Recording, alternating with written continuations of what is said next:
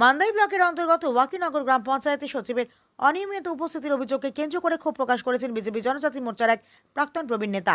তার অভিযোগ, ব্যক্তিগত প্রয়োজনীয় একটি কাজের জন্য তিনি পঞ্চায়েত কার্যালয়ে গেলে সচিবকে না পাওয়ার কাজ সম্পন্ন করতে পারেননি। তিনি জানান, এটি কোনো একদিনের ঘটনা নয়, একাধিকবার পঞ্চায়েত কার্যালয়ে গিয়ে একই সমস্যার সম্মুখীন হতে হয়েছে।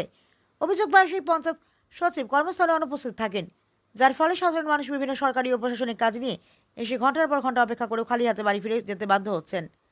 অভিযোগকারী আরও বলেন, একজন সরকারি কর্মীর এই ধরনের দায়িত্বজ্ঞানহীন আচরণের কারণে সাধারণ মানুষের ভোগান্তি ক্রমেই বাড়ছে। তাই জনস্বার্থে সংশ্লিষ্ট পঞ্চায়েত সচিবের বিরুদ্ধে প্রয়োজনীয় ব্যবস্থা গ্রহণ এবং দ্রুত বদলির দাবি জানিয়েছেন তিনি।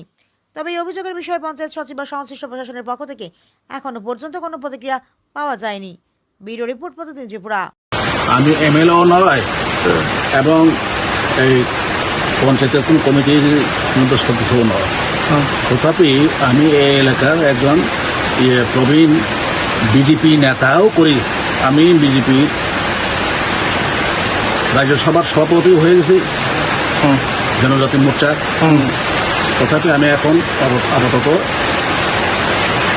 অবসরে আছি।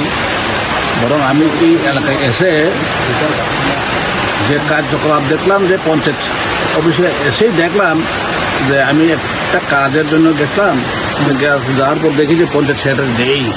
পঞ্চায়েত সেক্রেটারি আসলে পরে আমি অনেক কিছু করতে পারতাম, যেহেতু পঞ্চায়েত সেক্রেটারির মাধ্যমে সব কিছু যেমন আধার কার্ড করতে হয় বা অনেকে ট্রান্সফার সার্টিফিকেট নিতে হয়, বিভিন্ন কাজ আছে। তো তাই খোঁজ করতে দেখা যায় যে পঞ্চায়েত সেক্রেটারি মাসের মধ্যে একদিন হয়তো 2 দিন আসে, এরপরে আর আসে। আমি বারবার গেছি কিন্তু দেখা পাই নাই। যার জন্য আমি চাইছি এই পঞ্চায়েত সেক্রেটারি এখান থেকে একটু কিছু সরকার থেকে পরিবর্তন করতে পারলে একটু ভালো হয়।